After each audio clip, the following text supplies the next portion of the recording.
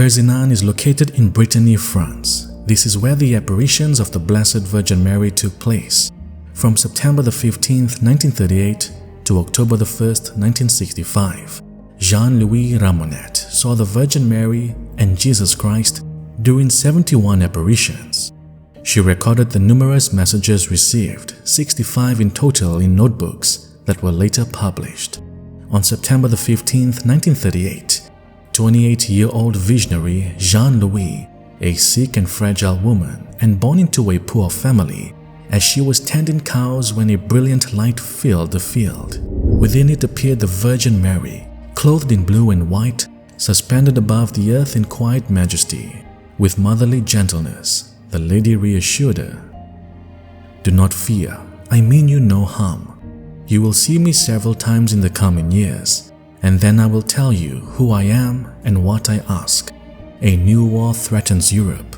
I will delay it by a few months, for I cannot ignore the many prayers for peace rising to me at Lourdes."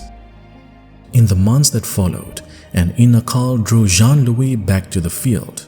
Nearly 14 months later, on October the 7th, 1939, the feast of Our Lady of the Holy Rosary and Jeanne-Louise's 29th birthday, the Blessed Virgin made her second appearance and said, "The world does not stop offending God with very grievous sins, especially sins of impurity, whence this war as a punishment for so many faults." Jeanne-Louise immediately told the priest about the first two apparitions, as the Holy Mother had requested, but the priest forbade her to say a word about them. For the next 11 apparitions over the next 9 years, only Jeanne-Louise and the parish priest knew about them. Apparitions that chastise the clergy are not easily heard or accepted. The messages were kept hidden in obedience, known only to a priest, yet they foretold the suffering already unfolding across France. Then came a call not to fear, but to act with faith.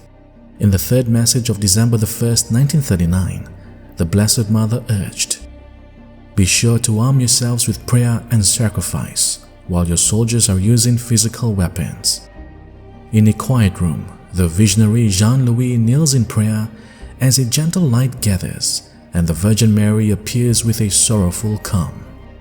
Mary speaks with tender gravity, lamenting that the prayers once rising like incense have grown fewer, and that the silence will bring suffering upon France, especially upon her soldiers, many of whom will face captivity, hunger, and deep hardship.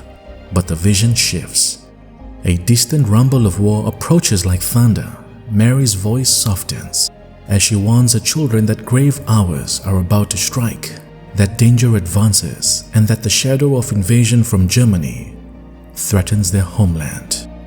On May the 8th, 1941, the Blessed Mother revealed that soon Russia will enter the war, striking a heavy blow against the enemy. Yet this help will carry a grave danger. With deep insistence, she pleads that Christians must begin to pray without ceasing for the Church, because if hearts grew silent, a new oppression will rise after the war, spreading everywhere and bringing suffering upon the faithful. Long before the world understood the danger that would rise from Russia, the humble visionary Jeanne-Louise had already received heaven's warning. After the 13th apparition on October the 4th, 1947, she painfully walked miles to tell a priest what she had seen and heard. This time the secret did not remain hidden.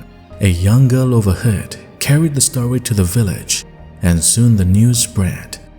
Soon, a small shrine rose in the meadow, flowers, candles, and quiet groups gathering in hope as she shared the later messages. In May of 1949, a woman near death was entrusted to their prayers. During a novena at the shrine, a mysterious light appeared over Jeanne-Louise's home. Flowers from the apparition site were carried to the hospital, and the moment they touched the sick woman's bed, she suddenly revived, her strength and voice restored. News of the healing spread quickly, and many more came to the meadow, drawn by a renewed faith that heaven was still near and listening. On August 6, 1949, Jeanne-Louise asked the Virgin Mary why there was no clean water near the apparition site. With quiet assurance, the lady promised a spring would come. 3 years later, water suddenly burst from the rocks, clear, abundant and still flowing today, drawing pilgrims who believe it carries heaven's blessings and healing. Then, on December 8, 1953, as crowds prayed the rosary beneath gray skies, a breathtaking sign appeared.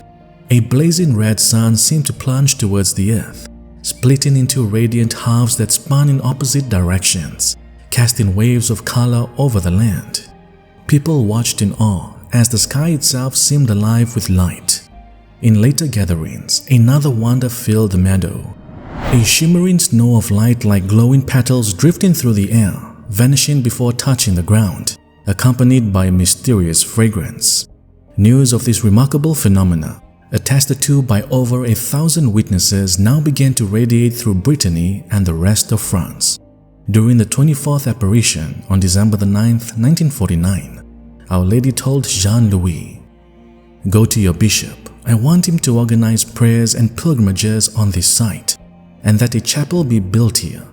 The miracles performed by my son in former times here upon this land, I want them to happen again, especially in favor of sinners." Tradition indicated that a monastery had been built long ago in the middle of the apparitions, and that Jesus had often appeared there. Nonetheless, the bishop did nothing. Some of the townspeople compensated by constructing a small shed-like structure on the site, with a life-size statue of the Virgin Mary being placed inside. Despite the small size, crowds as big as 6,000 would gather around this chapel, especially on feast days, which must have embarrassed the local clergy. During the lengthy 31st message of May 12, 1955, Our Lady asked, "Ask your bishop to establish in the parish an association of the Children of Mary, which I have spoken of in earlier years." This referred to a sanctuary for poor children, as well as a school and hospital. But the bishop ignored the visionary's words and request, and began increasing his public declaration against the apparitions at Kerizinen. No official inquiry was ever held for investigating these apparitions, despite the many supernatural occurrences witnessed by thousands. Eventually, Jeanne-Louise would experience at least 71 apparitions of Our Lady.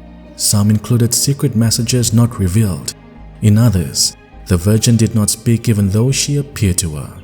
During the 31st apparition on May 12, 1955, the Virgin Mary concluded, "The devil has unchanged all his malice, so that my apparitions may not be accepted in Brittany, but in spite of him, I will triumph."